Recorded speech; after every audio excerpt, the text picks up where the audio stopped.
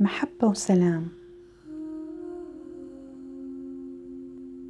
لما نتأمل الطبيعة نلاحظها متناغمة بكل شيء ومتصلة بوعي الوحدة. مثلا الطيور تمتلك لغتها الخاصة للتفاهم، إما عن طريق أصوات أو ذبذبات أو إشارات، بحيث كل طيور العالم تتحدث بلغتها الخاصة، سواء العصافير أو الحمام أو الغربان أو اللقالق وغيرها. كذلك الحيوانات، مثلا لما تجمع بين قطة أمريكية وقطة تركية أو قطة مصرية أو صومالية، تشوف القطط لغتها وحدة وطريقة تفاهمها وحدة، بحيث باستطاعتهم التواصل والتفاهم. وكذلك الكلاب باستطاعتهم التواصل مهما كان موطنهم مختلف بكل العالم. وكذلك باقي الحيوانات، الحيتان والوحوش وحتى الحشرات، باستطاعتهم التفاهم والتواصل مع بعضهم البعض مهما اختلف مكانهم أو موطنهم. نلاحظ كل نوع يملك صوت معين أو تردد معين، وهذا الشيء مو بس بالحيوانات، حتى الطبيعة. مثلا الماء يمتلك لغة خاصة للتعبير عن الحالة اللي هو بيها. مثلا صوت أمواج البحر تختلف عن صوت خرير الجداول أو صوت الشلالات، أو حتى لما ينزل الماء قطرات من الحنفية. وبكل هذه الأشكال هو يتحدث عن نفسه، بحيث لما نسمع صوت الماء نعرف الحالة اللي هو بيها حتى بدون ما نشوفه. وحتى صوت الرياح أو المطر أو الرعد أو حفيف الأشجار، كل واحد منهم يمتلك صوته الخاص أو تردده الخاص للتعبير عن وجوده بالطبيعة. كل شكل من أشكال الطبيعة وكل مظهر من مظاهر الحياة يمتلك طريقة خاصة للتواصل والتعبير عن ذاته. فللرياح صوتها الخاص، وللمطر صوته، وللطيور وللأشجار والمياه، بحيث نعرف البحر هائج أو هادئ من صوته وطريقة التعبير حتى بدون ما نشوفه.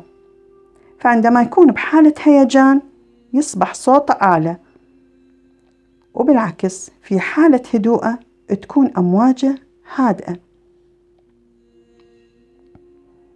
إذن الترددات الصوتية هي لغة الكون، فكل شيء يصدر صوت بترددات مختلفة، ولكن مع اختلاف الأصوات والترددات إلا أننا جميعا نستطيع التواصل والتفاهم، لأننا كلنا ننتمي للوعي الكوني.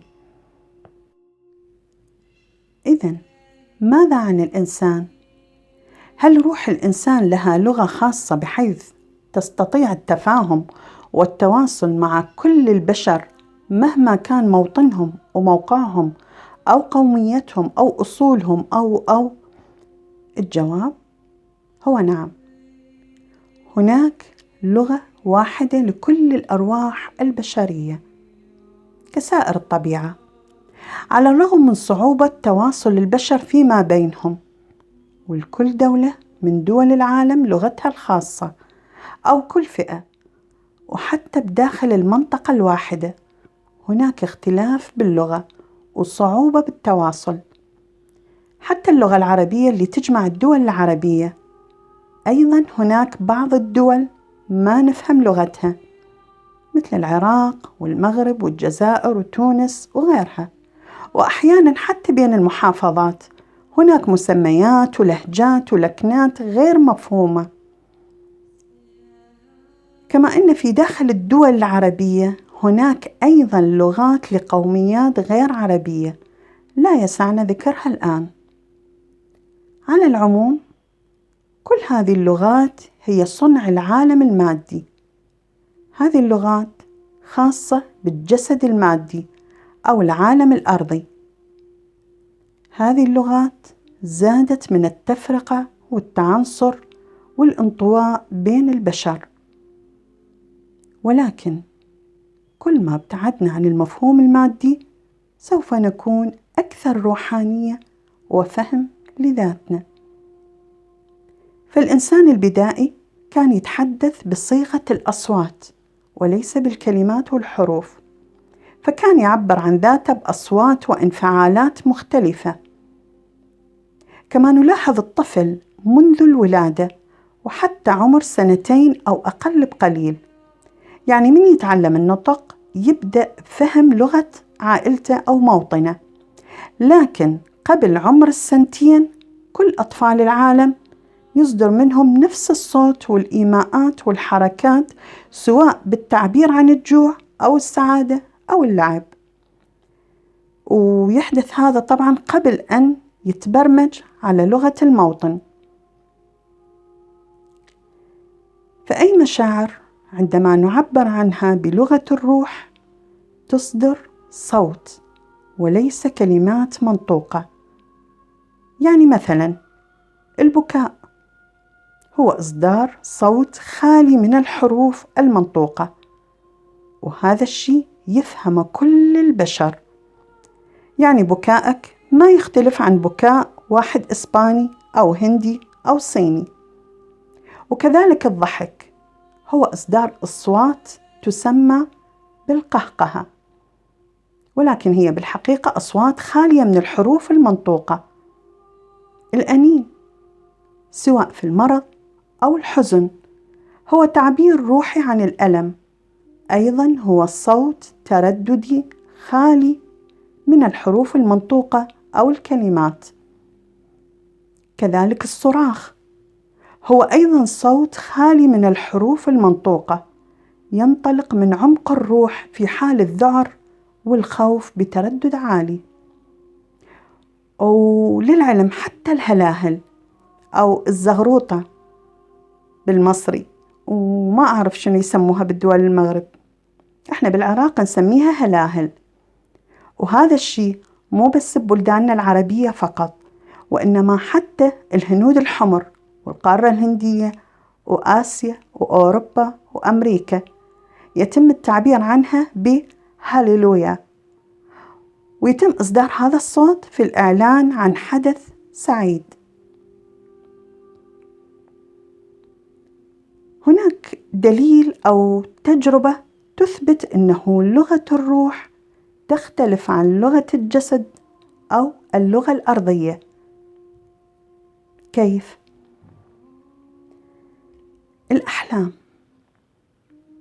بالأحلام نلتقي بشخوص ويدور بيننا كلام وحوارات ضمن السيناريو الخاص بالحلم، سواء نعرف هؤلاء الأشخاص أو ما نعرفهم، سواء عرب أو أجانب، سواء بشر أو حتى أحيانا حيوانات أو كيانات روحية أو أرواح غادرت الأرض.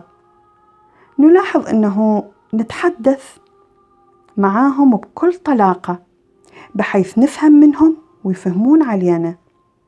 حتى لو بالحلم أشخاص أجانب أو أوروبيين نتكلم معاهم ويتكلمون معانا بكل طلاقة، بحيث لما نستيقظ من الحلم نتذكر الحوار بكل تفاصيله، ونستغرب أحيانا بأي لغة تفاهمت مع هذا الشخص الأجنبي أو الأوروبي. وأكيد كنا مارين بهذه التجربة.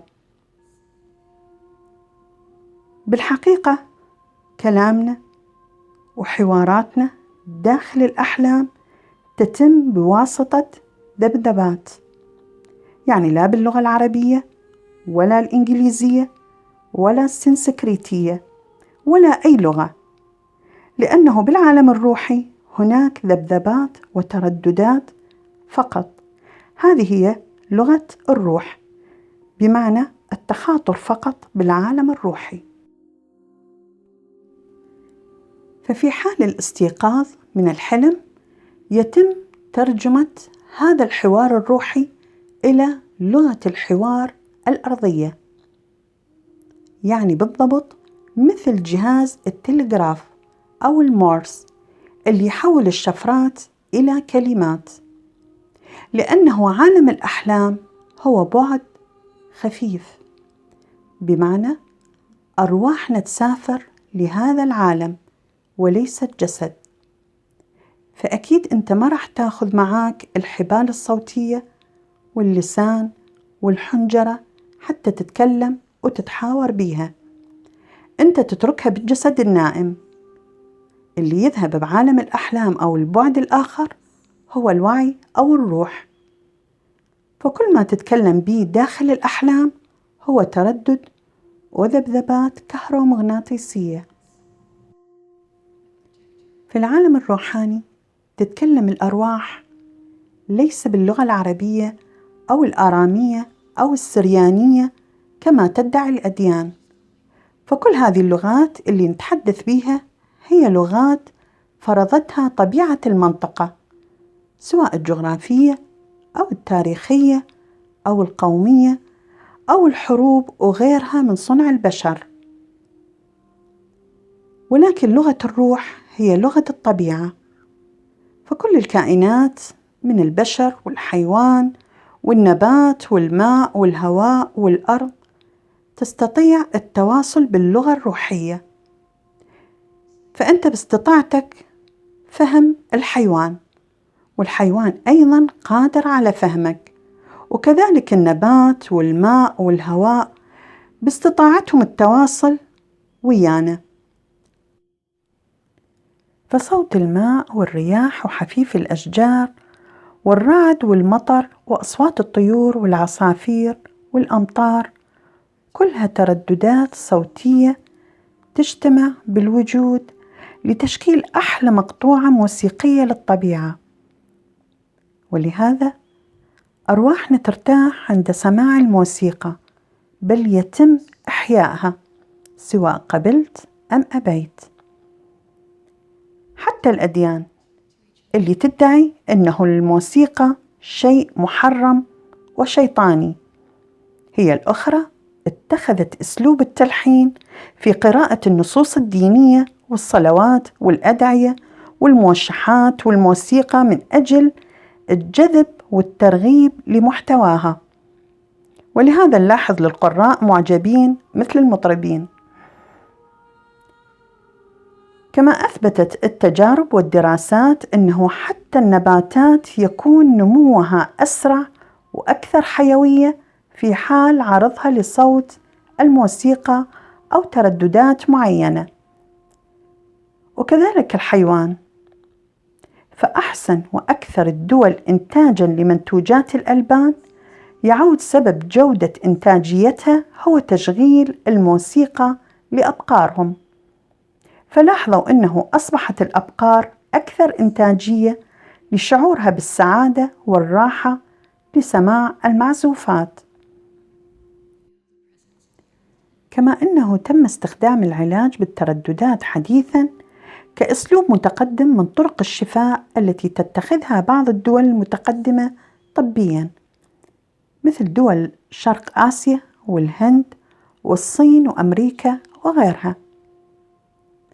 والمعروف أيضاً هناك المانترات وموسيقى بترددات خاصة للشفاء الذاتي والطاقة الإيجابية وتطهير الهالة.